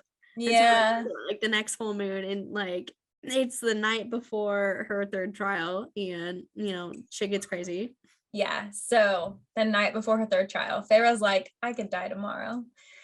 And so she arrives at this party, and it just so happens that Rhys is distracted, so she doesn't get drugged right away. And so she feels that Tamlin is like right next to her, and she's like, it's Bae. And so Tamlin, everyone's distracted. Everyone's distracted. Everyone was, yeah. So they were like, oh, let's go like get a quickie in. And so she follows Tamlin into like this dark corridor. So Tamlin was like, let's go get a quickie in. Yeah, but Farah was like, she was about it too. But yeah, she was also like drunk. I don't think she'd had the. Oh, I know she hadn't done fairy wine that night. Yeah, no, she just like. I think she was. She was like, no, I'm fucking dying tomorrow. Yeah, it was definitely like she was definitely vulnerable, but I don't think that it was like. I mean, so was he. Anyway, was he though? What was he vulnerable about? What has he been doing this whole time? They probably shouldn't have been doing it. Like it wasn't the time, but like it was consensual. You know what I mean? Yeah. So they're making out. He did sleep with Amarantha at least once. I don't know. Like, I don't know if that's true, but I feel like he probably did. You know what? He did. Let's table that and talk about that during our theories portion at the end, because I like that. I like where you're going. I bet he did. So they're making out, and like they're gonna do more than make out, you know what I'm saying? But Rhys arrives. Fuck not. He's like, hey, dumbasses. So if Amarantha walks in, like she's gonna be mad and she's gonna kill everyone. Like this is bad. Because he's marred her makeup. Like he has the paint hands all over Farah. Yeah, so all of the paint that Rhys has Farah dressed in is now on Tamlin. And so Rhys is like, Tamlin, like button your pants back up, buddy. Like you look like a dum-dum. So then Rhys like transfers the paint to himself. Farah doesn't realize it yet, but he like transfers the paint onto his own body, using like a glamour of sorts, so that when Amarantha comes through the corridor, When she finds Tamlin coming out of this closet. Yeah, then Reese kind of just sexually assaults Farah is what happened. This is Farah. He assaults Farah. He is he like assaults Farah. Okay, but it is life or death, but he does assault. She Farah. did not want it even a little bit. However, Yeah. I was like, good for them, but also don't do that. Yeah. It was not something he wanted to do. I think he felt like it was literally like they had no other option. That's not like as bad as I thought it'd be. Yeah, he was like, I don't know, I was kind of into it, but I could tell she wasn't. Reese. Yeah.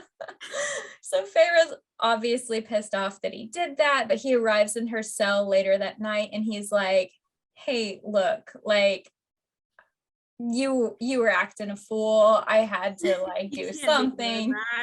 I had to shove my tongue down your throat. You get it. Like, you understand. And Farah's like, not really, but he's like, that's fine. She is like fucking like broken at this point. She is like a mess, and like crying, and he's like, why are you crying? Has to end up leaving. When he's leaving though, she like hears music, and it keeps her from breaking, and it's like beautiful music. She is like having an absolute meltdown. It calms her down. Rhysand returns later, kind of spills his heart to her, and it's just like, you know what, I don't even fucking want to do this. Like, I am here because it is helping the greater good. He is like, I had this plan in place and it was gonna work, and now everything is ruined. He's like, I don't think we're gonna get out of here. And basically, like, we learn Rhysand like is not a bad, like, he's a bad guy, but like he is not like, he's doing it for good reasons. And like this whole time he's just playing Amarantha's whore because he thought he genuinely could figure out like a way to get them out of this. And now he's like also just like, yeah, there's no way. Yeah, and there's more to learn in the second book, which obviously we'll talk about soon, but there's more to learn about like what he was plotting and like the reason, like his motivations.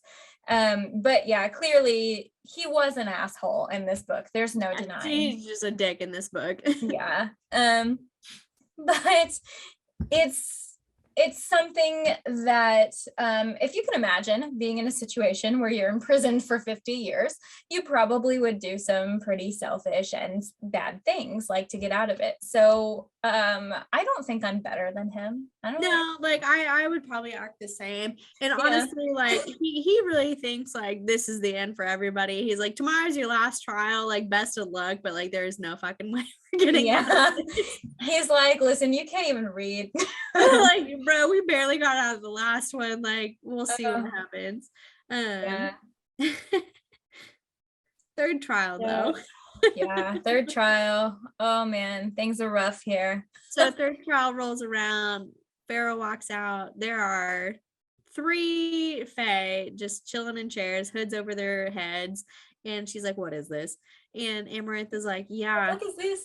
Yeah, like she's like, yeah, we're going there. You gotta kill them.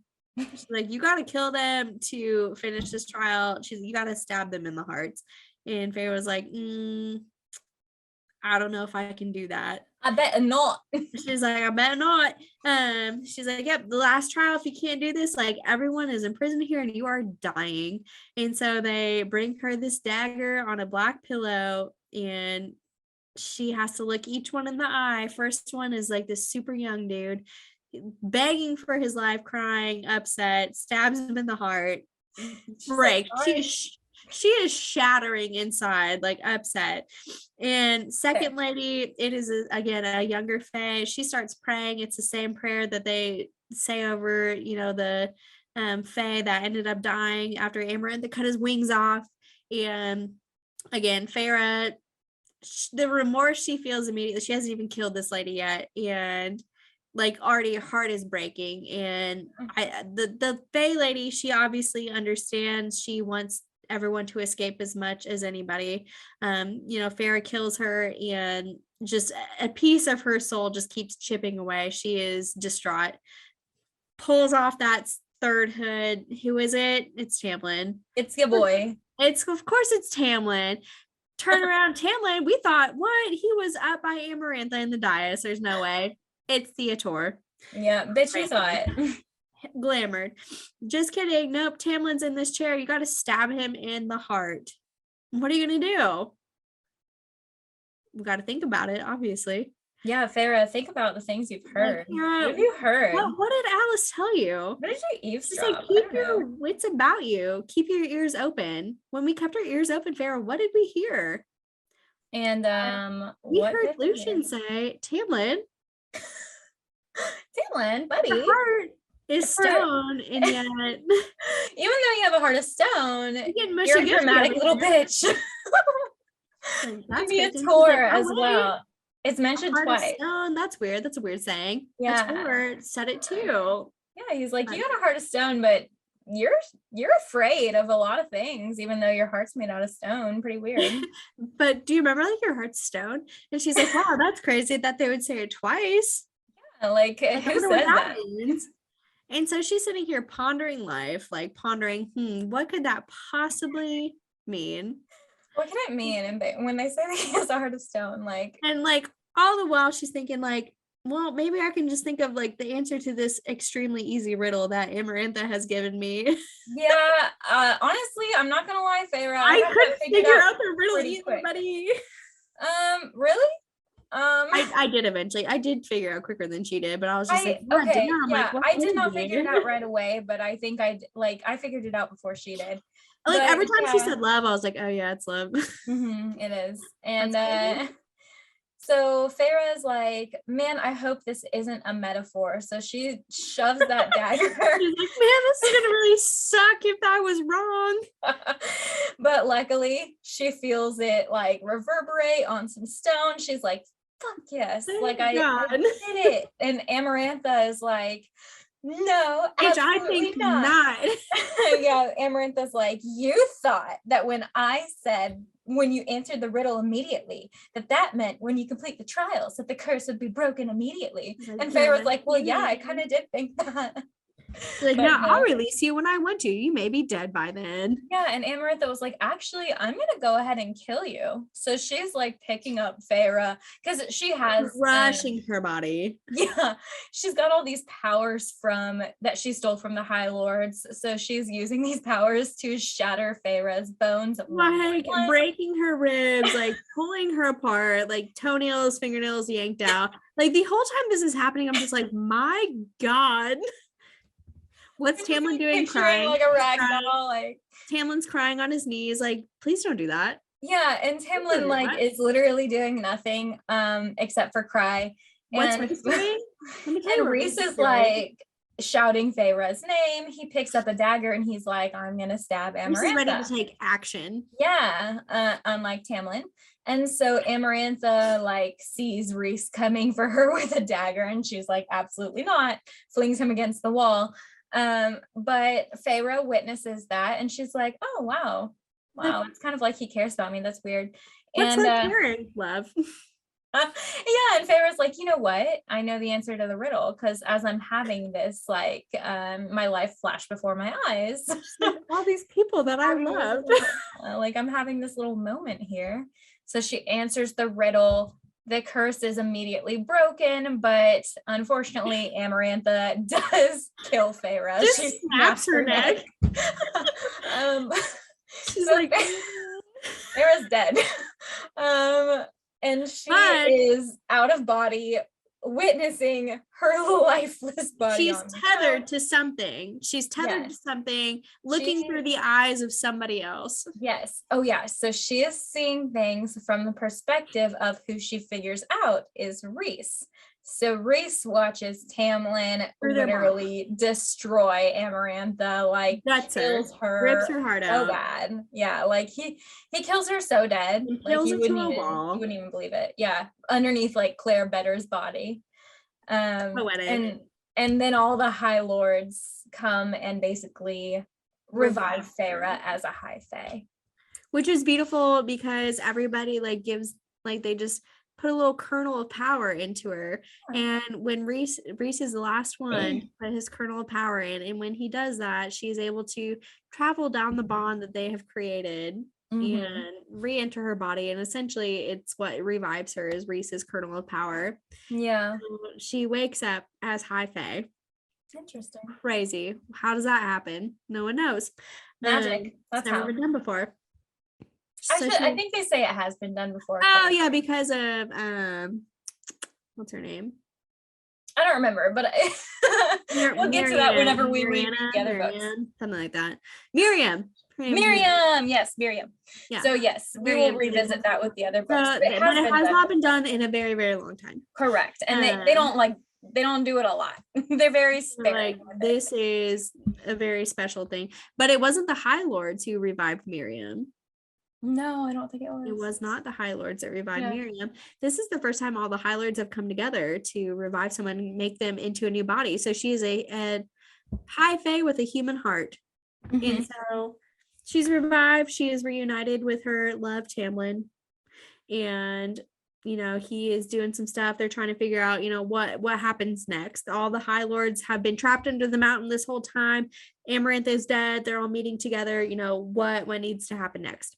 And so Farah's been chilling. She's obviously tired. She is broken. She has gone through a lot. She wakes in the dead of night and is feeling a pull on this bond that she has. So she follows it. Finally finds Rhysand in this room.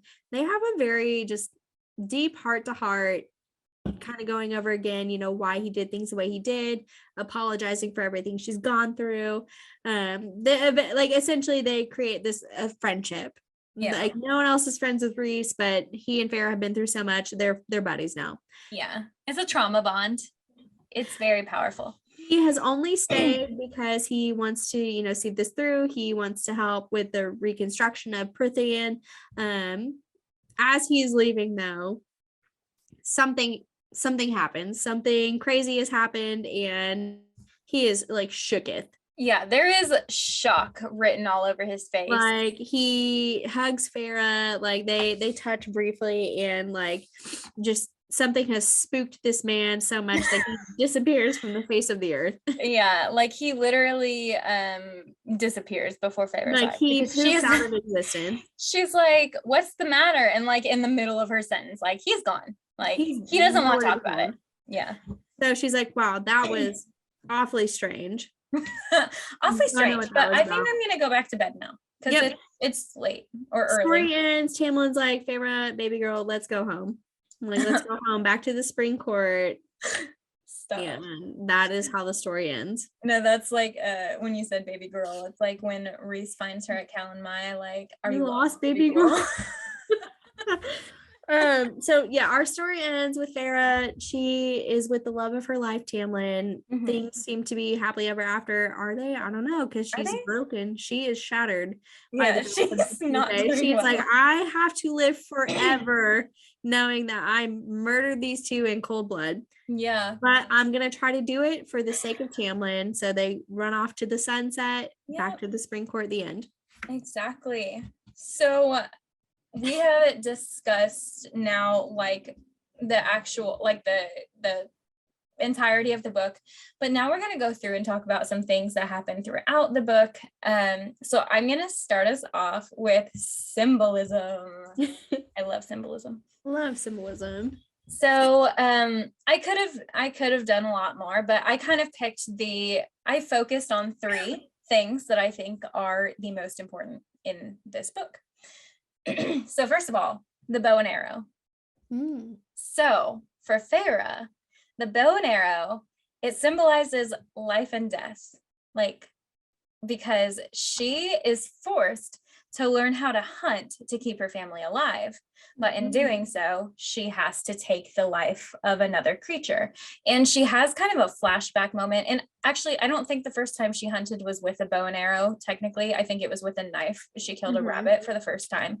But the first time she ever took a life, like it was very traumatic for her. It was something that she was like, I never want to do that again, but she had no choice because they were going to starve to death otherwise. So it's with the bow and arrow that she takes Andros's life. And that's what sets the story in motion. That's what kicks everything off.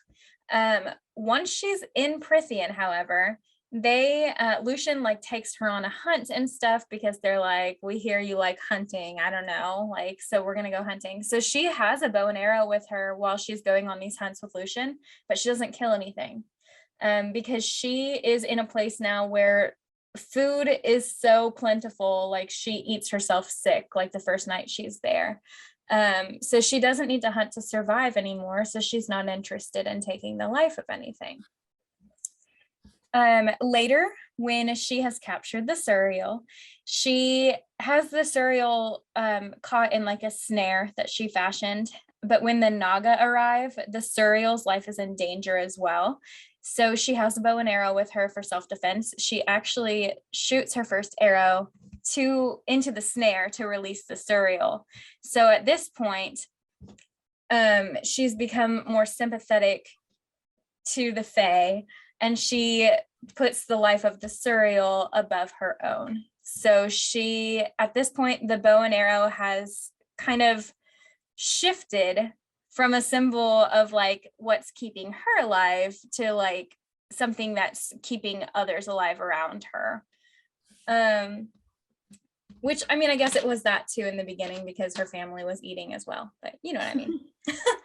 Good. Painting for Farah, like that's the only thing that brings her joy in life. So when she's looking at patterns, like in a shack, looking at colors, like yeah, exactly. So she's like she's always thinking about how she can turn something into a painting. When she's living in a shack, like there's one summer that Elaine gifted her like 3 paints, and so Farah decorated their cottage with it. And by the time that like we are starting the story with Farah, all of this stuff has been like chipped off. It's so old, but like it's still there, and she still looks at it and it reminds her of joy, basically. So when Tamlin realizes that she's into painting, she likes art, he gets her the stuff to continue painting. So she paints, like when she gets the supplies, she paints a whole bunch of stuff. Like she paints scary stuff, she paints funny stuff, she just paints like everything that she feels. When she's out, she's cataloging colors in her mind, and she's always thinking about, can I paint this thing? When she meets Reese for the first time, she's like, I wouldn't dare try to paint this man. Like, I would not dare to try to capture that. Same with Amarantha, I believe. She's like, there's no way I could ever capture the uniqueness that is her face. Yeah, so she's always thinking about things in terms of how she can paint, because that's like the one thing that brings her joy in life. By the end of the novel, after she's killed 2 innocent high fae and brought back to life, when she goes out to meet with Reese, I think like the sun's coming up, and like she notices the beauty of the color, but she mentions like she doesn't catalog it in her mind because she's not interested in painting anymore. So she has lost that last lifeline that she has basically at this point. Like that last shred of her humanity has been stripped from her by the end of the novel. The last symbol I'm going to talk about is eyes throughout the novel. So we start off, she kills that wolf. She looks in its eyes and she is like, that there's is intelligence a fairy. there. Yeah, there's intelligence there. That's a fairy. What does she do? Fires an arrow through that bad boy. She shoots him right in the eye. Because at this point, she has absolutely no sympathy for the high fae, or not the high fae, for fairies in general. Yeah. And she just thinks they're all horrible creatures. She has such hate in her heart for them. So as she's leaving, after she has literally skinned this fairy, she on page 8, it says, his remaining golden eye now stared at the snow heavy sky, and for a moment I wished I had it in me to feel remorse for the dead thing. So that's where we start. That's our beloved Farah. That is deep and heavy. It's pretty messed up. So when Tamlin burst into her cottage to bring her back to Prithian, the one thing that she notices about him are his eyes being not animal-like. So she knows it's a fairy. I mean, because she knows it's a fairy for a lot It of also reasons. talks. Yeah, it also talks. It also is like 3 different animals combined into one. Yeah, that's not normal. But his eyes, it says they're human looking and they're green and flecked with amber, which are the spring court colors. Later, when she falls in love with him, though, his green eyes are something that she looks forward to seeing. And it's something that brings her comfort when she's in the cell under the mountain. She can picture like the green of Tamlin's eyes, and it becomes like a symbol of hope and love for her, rather than, at the beginning when she's looking into Tamlin's eyes as he's just come into her cottage. She's terrified of him at that point. So that does shift as well. Another thing are Farah's own eyes. She mentions her eyes are the same eyes that Nesta has, and they inherited them from her mother. So when she looks in the mirror, she hates to look at her own reflection because she has her mother's eyes. It's Nesta's eyes. Her mother. Yeah, she has such resentment in her heart for her mother, and that translates to Nesta as well, because Nesta is so much like their mother. Later, after the spring court finally begins to feel like a home, and she's finally starting to fall in love with Tamlin, and at this point, she knows her family is well cared for. So she doesn't have that like weighing on her anymore. Page 203, it says, I dared to say that some kind of light had crept into my eyes, not my mother's eyes or Nesta's eyes, mine. So at that point, she's finally like, it symbolizes her being free from that promise. Yeah, she's her own person now. She can focus on her own wants and needs, and she finally just feels free. Another good one, Lucian lost his eye to Amarantha. So Amarantha and Durian's eye. Guess what's on my list next? So actually it's not next. Stay tuned. All right. Amarantha, in a rage, took Lucian's eye. And another thing about Lucian, his eye being lost, is that Tamlin had it replaced with like a mechanical eye. He got this for Lucian.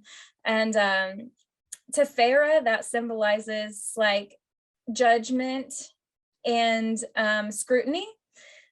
She is going on her first hunt with Lucian, and she says on page 84 that she was hoping that eye of his couldn't see through the back of his head. The other thing about Lucian's remaining eye is Farah always notices every emotion that Lucian's ever feeling, Farah can see in his remaining like non-mechanical eye. So it's like Lucian has an eye that's like connected to emotion, and then an eye that's like judgmental in Farah's mind. Another thing that she writes about is the Surreal's eyes, which are swirling pits of milky white, the white of death, the white of sickness, the white of clean picked corpses. And I think that kind of goes back to just like we were talking about this actually before we started recording. So this is something we can touch on in later books, but that goes back to the old, just powerful ancientness of the Surreal, and how basically just how powerful it is. I mean, we can't really say more yet without it's so old. It's seen so many lifetimes go by. It's seen so many fae, kind of move on to that next phase of life. Yeah. Like I think it does show like a passing of time, in that like the Surreal is like eternal, whereas everything else kind of passes it by. Exactly. That's a good way of putting it for right now. I love that. With Rhys's eyes, and probably all of the High Lord's eyes, I'm assuming that they all kind of symbolize what court they're High Lord of, but Rhys's eyes are blue eyes so deep they're a violet, and Farah also oftentimes perceives them as twinkling. She'll say they're twinkling with amusement. So yeah, it's like stars in the night sky. The tattoo. She's got an eye on her palm. Hello. So yeah, that one's really obvious. Farah. Rhys is watching up, or yeah, Rhys is, well, he's watching her. Watching her in a manner of speaking. And Farah feels spied on by her tattoo. She's looking at it one night. She could swear that it blinked. Its eye, like, or its pupil adjusts to the light. It like narrows and stuff.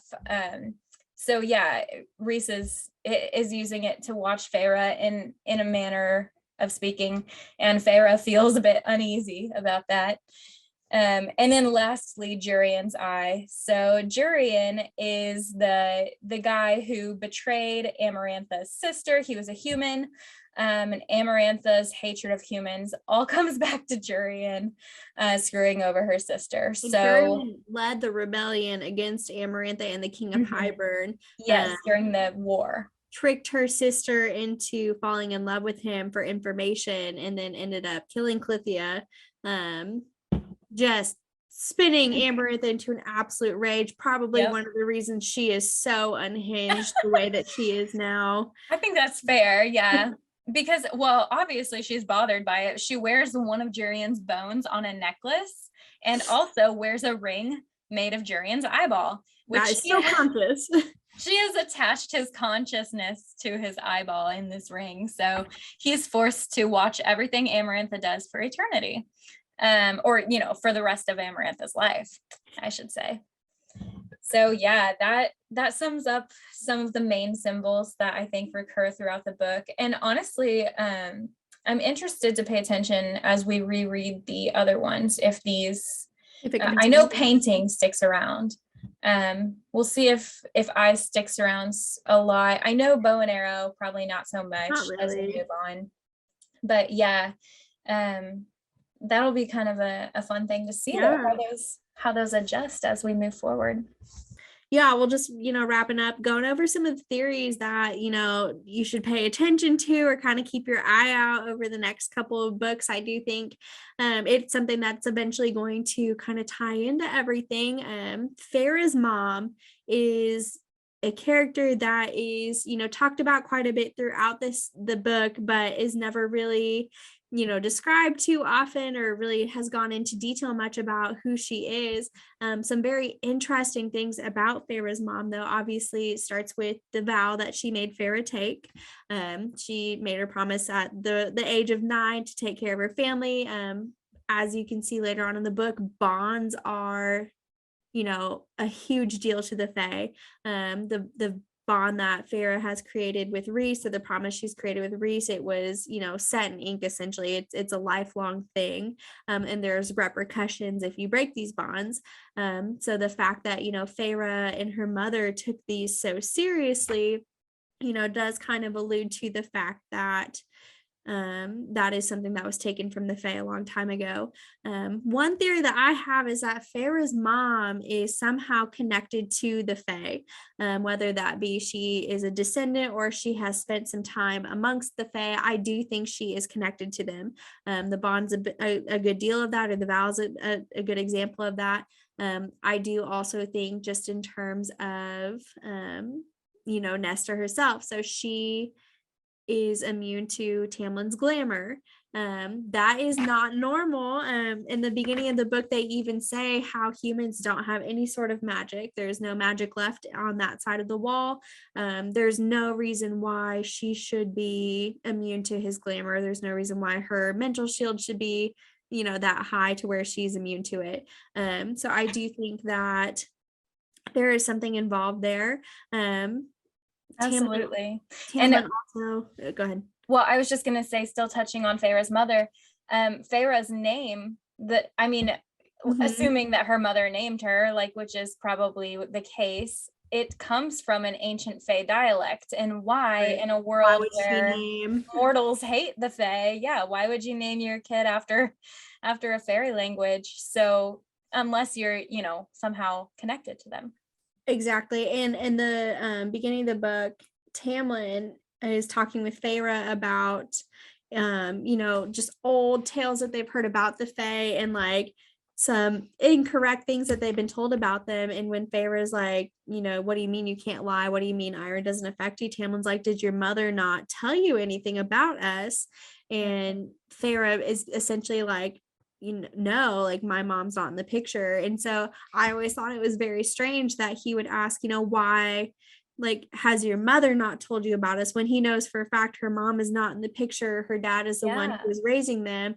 And so it's like, what about Farah's mom was so special to where she should have warned Farah about, the truth about the Fae, essentially. Because at this point, he's already revealed the fact that he knew her mother had passed, because he tells her, like, there were no signs of an older woman living in your cottage. Exactly. So he knows that her mother's passed away. Right. And so it's like, why would her mother be the one to tell her about the dangers of the Fae and not her father, who was clearly the parent in her life? And so this does continue on throughout the rest of the books, and we are going to touch more on it. I do think, there is a lot surrounding Farah's mom and who she was, who their family is, because we really just don't get any background except for the fact that she died of typhus, and she, did have these high expectations for all of her children, and they do all have some very interesting qualities about them that are not normal for typical humans. And so something that we'll keep an eye on as well. The Surreal itself, that is something that we'll revisit later too. The fact with it being, so old, it's older than Prithian, that is something that's talked about in future books. So there's a lot of theories surrounding that as well. Absolutely. And also, I think it's clear from the very end of the novel that there is more to be, there is more that's going to develop between Farah and Rhys. We know that at this point, they have obviously the bond that they've created. Farah has dedicated a week every month of her life to him, and now she's immortal. So that's for a very long time.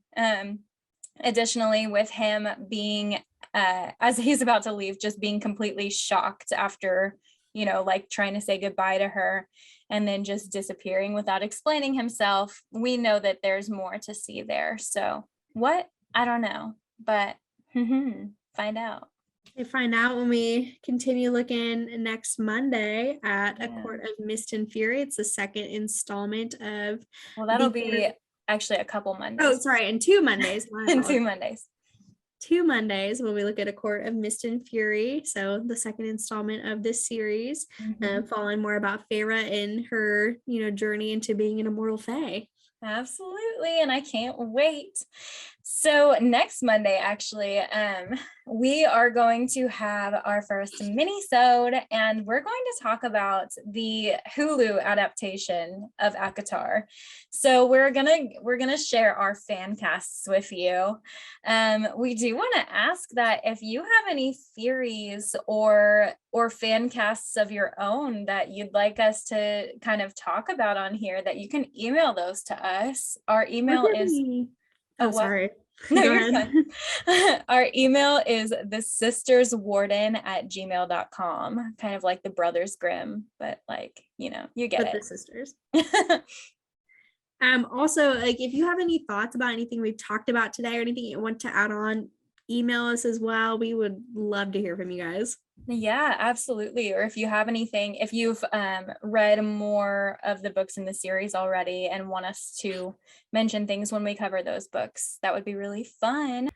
Well, thank you guys so much for sticking around with us for this very first episode of Best Friends Book Club. We are so excited to continue on with the ACOTAR installments here over the next few weeks. But as always, let's get lit.